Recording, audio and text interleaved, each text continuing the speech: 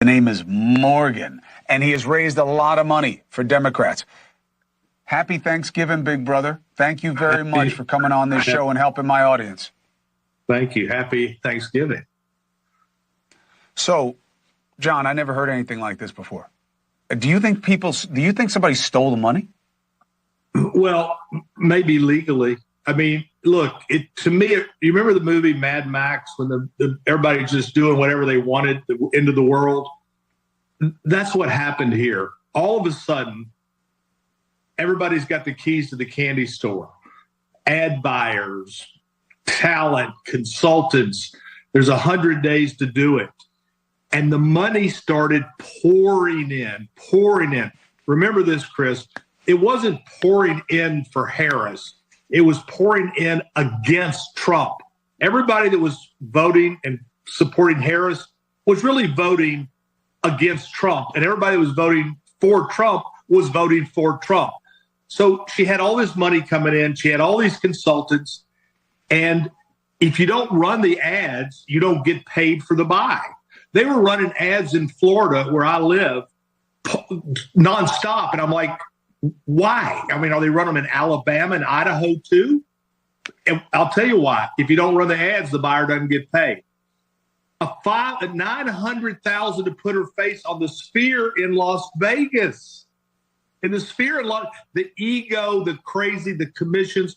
I was at the White House for a dinner Friday night, talking to a lot of people, and I'm telling you, man, there's a lot of whispering. There's a lot of names about who got paid this, who got paid that.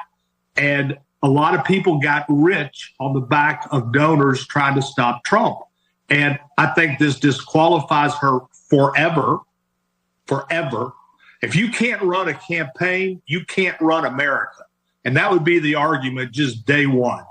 So it was terrible. I think she did a good job in the debate. I think she did as good a job as she could hope for in a short period of time.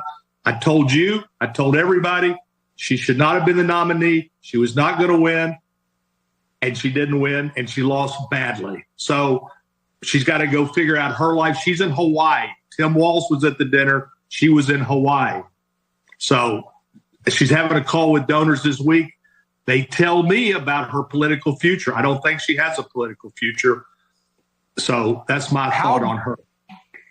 How bad is this for the party going forward? It's terrible because when you don't trust, it's like Andrew Gillum down here in Florida. He lost by just a little bit. Mm-hmm. But the money was, to DeSantis, just a little bit. But the money was so squandered and kept that, and he was going to take all that money he kept and rebuild the party. The Republicans got 1 million more voters now. What happened in Florida is with Gillum is going to the same thing is going to follow Harris for the rest of her career. She cannot be trusted with the money. And the party and the donors are going to be like, where is this money going? Look, the week of the election, a former ambassador called me and said, I'm having a fundraiser, this like 2 days before the election. I said, how can you spend the money? Well, we need it for GOTV. I said, no. I stopped giving once Biden was out. As you know, Chris, I said, that's it. I'm a Biden guy. I wasn't Harris.